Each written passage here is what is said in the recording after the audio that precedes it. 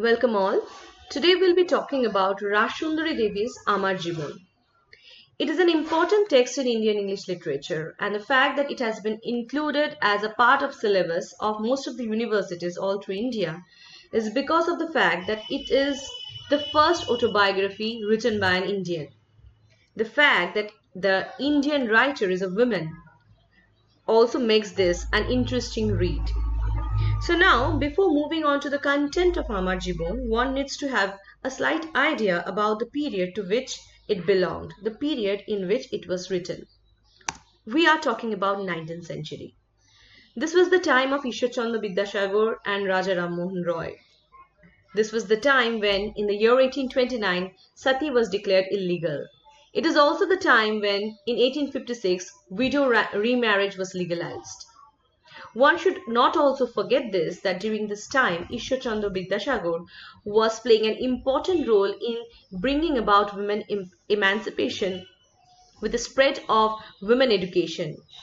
He made it clear, or he brought to the notice of the common people of Bengal that education for women was something which is very important.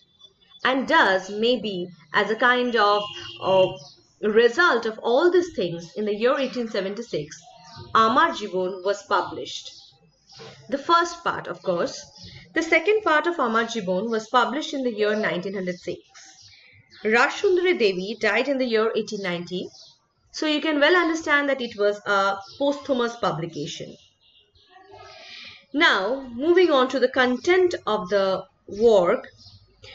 For our syllabus, we have the third, fourth, fifth and sixth part of Amar Jiban, the first part. It has been translated by Enakshi Chatterjee.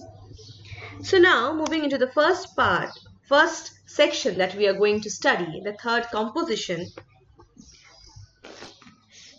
let's read a few lines from the text. In the third composition, Rassundari Devi is talking about her wedding. She writes, "The news made me very happy indeed. I would be married. There would be music. I would hear the women ululating." Now the thing is, she is talking about marriage, but her perspective is something which cannot be considered a matured one. She was feeling sad, she says, but again she says, later on, I was cheered up by the ornaments, the red wedding sari, and the wedding music. So you can well understand that she was someone who was to a certain extent oscillating between happiness and sadness. She knew there is something which is not very good or something which is not very lucky attached to marriage, because perhaps she had seen younger ones who were married leave their parents' house. So that was there within her mind, in her unconscious, that played a kind of foil to increase her sadness on one hand. On the other hand, the shine and glory of marriage was something that kept her attached to the ceremony, that made her happy.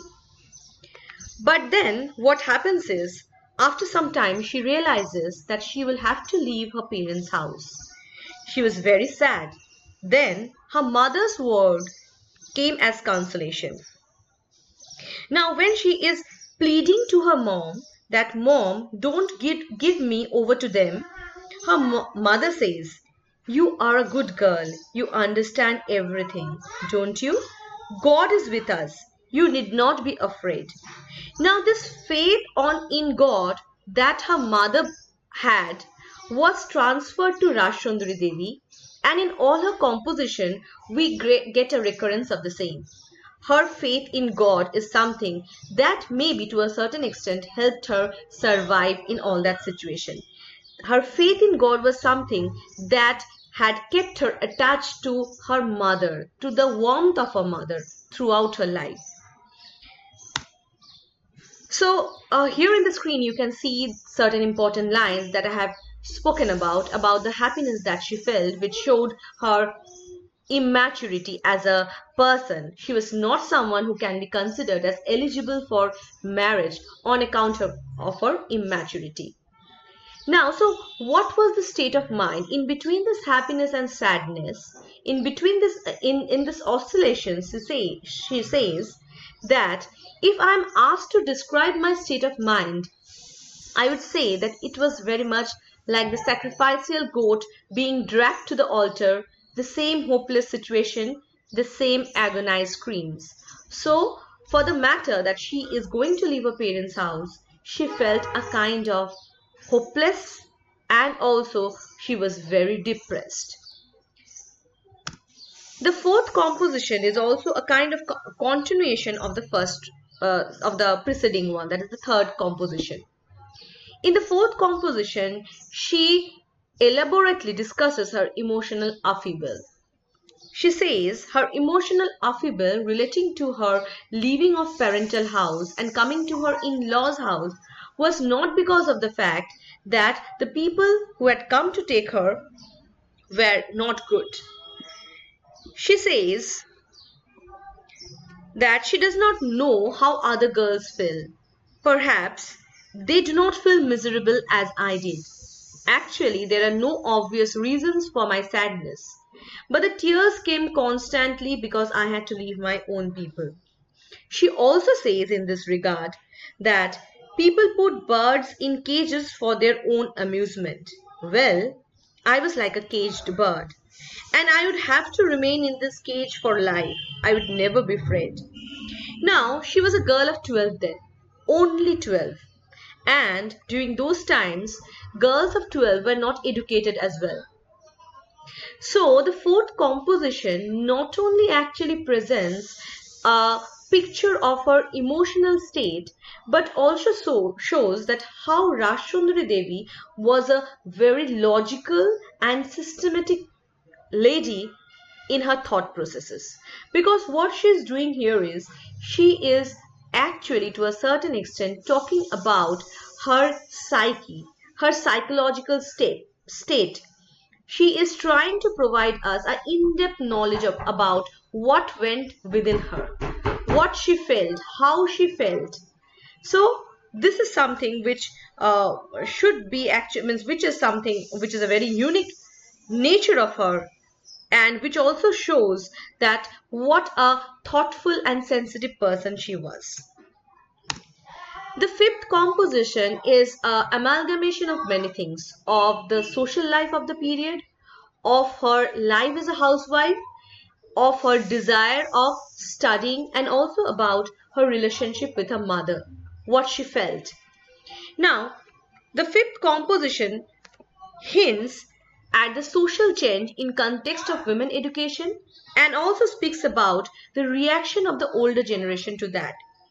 The older generations were not happy with the fact that women were then studying, especially those of the higher classes maybe or the upper middle classes, because they felt that this education is something that is completely a male domain where a woman shouldn't enter, because a woman had many other works to do. What were those works? The household works, the works related to childbirth and child rearing. Here, she describes her household works, which began early in the morning and ended late in the night. She also talks about childbirth and child rearing. She was either busy in cooking and feeding and cleaning people, or cleaning the house, or else she was busy in feeding her child, in taking care of her child, in nurturing her child. She also speaks about the number of babies that she had to bear since the age of 18. Here you can have a look at the children born to her. The first child she gave birth to was at the age of 18. It was a male child. And here in the screen you can see that she had continued giving birth since 8 in a gap of say 2 to 3 years. The first child was born in the age of 18, the second 21, third 23, the fourth child at the age of 25, 28, 30, 32, 34. Between 34 and 37 years of her life, she had a miscarriage, and then finally this childbirth episode ended at the age of 41 when he gave birth to Mukundolal, a male child. So it was a lengthy process. It was a very tiresome process, and it needs no clarification to actually make this comment that it was something that of course had affected her health.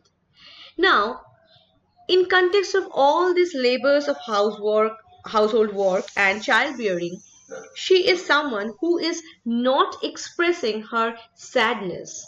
She never says that she was very unhappy with this state of her living, because she was someone who believed that maintaining of the image of Griha Lakshmi, or a good housewife, was very important for a woman. The only time when she is talking about her bad fate, or when she is comparing her life with that of a man, is when she is talking about her mother. She writes, her mother used to cry. About her mother she is writing, she used to cry for me and wanted to have me over. But I am a virtual prisoner here. They never sent me to her because the household work here would suffer. I was allowed to go back to attend some family festival, but had to return in a couple of days like a slave. About 15 people accompanied me on the boat, along with 2 senior men and 2 maidservants. So, you can well understand that her relationship with her mother was also interrupted. And the most sad part that she shares with us in this autobiography is that when her mother was sick, when she was bedridden, even at that moment also, she was not allowed to meet her mother, to see her mother for the last time. And here she actually speaks about the privilege that a man-child, or that a son, actually has. She writes, my grief knew no bounds. If I were a son, I would have flown directly to my mother's bedside. But I am helpless. I am a caged bird. So you can well understand here that she was someone who neglected the fact that she had been sacrificing and compromising her life, her happiness, her health for the entire family. She was not concerned about that. It was not because of the fact that didn't that had not exhausted her, but it was on account of the fact that this thing, the notion of Griha Lakshmi, was something that was put into her mind from very young age. She had imbibed that, she believed in that, and she didn't have any alternate thought regarding that. She also writes, you can see in the third quote here in the screen, that when she goes 2 days without food, she writes, I did not tell anyone that I had been without food for the last 2 days. It was an embarrassing subject and I didn't want others to discuss it. So you can well understand here that the society then was such that had made a woman believe that her sacrifice and her compromise were something that took her into a glorious position, and she should not regret for whatever sacrifices or whatever compromises that she had done. So this is something which since it is a writing that is coming out of the nascent state of women writing, means women writing was just at its seed or bud state. So what is happening is we do not get voice in every matter of life, or we do not, she's not speaking like the feminists do these days. It was because she was still trapped in the performativity concepts that were prevalent then. Now let's move on to the 6th composition. The 6th composition actually, to a certain extent, presents her as a transgressive character. Here, she not only speaks about her desire to study, but she also speaks about the problems faced, and she also speaks about the attempts, her learning attempts, which can be considered as very courageous, keeping in mind the time to which she belonged. Now, the fact that she wanted to study is something that actually came as a result of her primary education, the primary education that she had received in her parents' place. When she was living in a parental house, what happened is a missionary woman used to had a school, and she used to go there. She had learn some reading there. She writes here that when I was a child, I used to sit in the schoolroom and listen to the chanting of the students. Could I remember any of that? By and by, I recalled the 30 letters with all their vowel combinations. I could recognize the letters, but was still not able to write them. So this was something that had perhaps sowed the seed of this desire. And second reason of her desire to study is because of the fact that she wanted to read the Chaitanya Bhagavad. So the fact that she was a very pious lady also added to this desire of writing. And then what she does, she says that one day she tears a page and steals that page from Chaitanya Bhagavad, and she had to keep that amidst the khoris in the kitchen. These khoris are the things, the wooden, the twigs and woods that are used for cooking, for burning fire and cooking. So amidst that khori, she keeps this paper that she has torn from Chaitanya Bhagavad. And now, but what happened is, since she had not much of education, she couldn't read it, and she continuously prayed to God so that God helps her read it. God teaches her how to read it. And then she was someone who was very much concentrated or very much dedicated to the fact that she wanted to study. And so when her son was studying, what she did is she planned to steal one of the palm leaves on which my eldest son used to practice his handwriting. So she stole from there, took a leaf, and then another one the next day, tried to compare the letters. Then she also verified that from the speech of others, and by this way somehow she learned these studies. She learned the basics of studying and reading and writing, and of course she was successful. This is something which need not be said, because else we wouldn't have had this piece, Amar Jiban. So now reading of this Amar Jiban actually is very important because it presents the position and role of women in 19th century Bengal. So it has a historical significance. Secondly, it also presents the existential conflict that a woman faced between performance and her very own desire. Now, Rassundari Devi, as per her autobiography that we have read, that we have discussed, was a very devout Bengali housewife. The only portion of her life which shows her as a transgressive one is because she advocated women's education. She was into and learned reading and writing, and we can also see that throughout her autobiography, at times, though maybe not in a very very outrageous way, but she is actually voicing some of her opinion. She is actually to a certain extent presenting the sorry state of affairs of a Bengali housewife, and hence we can say that she is actually, by her voicing, trying to move beyond the expectation of the patriarchal society. So considering the various aspects of the text Amar Jiban, it can be said that it comes as a help to contextualize the separatist position of women's issue with reference to the West, and hence also the validity of the third world feminism and its necessity, especially when it's read parallel to Wollstonecraft's A Vindication of the Right of Women. The text can be considered as a proto-feminist one, and this I shall be discussing in my upcoming lecture. So that's bring us to the end of today's discussion. Thanks to all for listening. Welcome all. Today we'll be talking about Rassundari Devi's Amar Jiban. It is an important text in Indian English literature, and the fact that it has been included as a part of syllabus of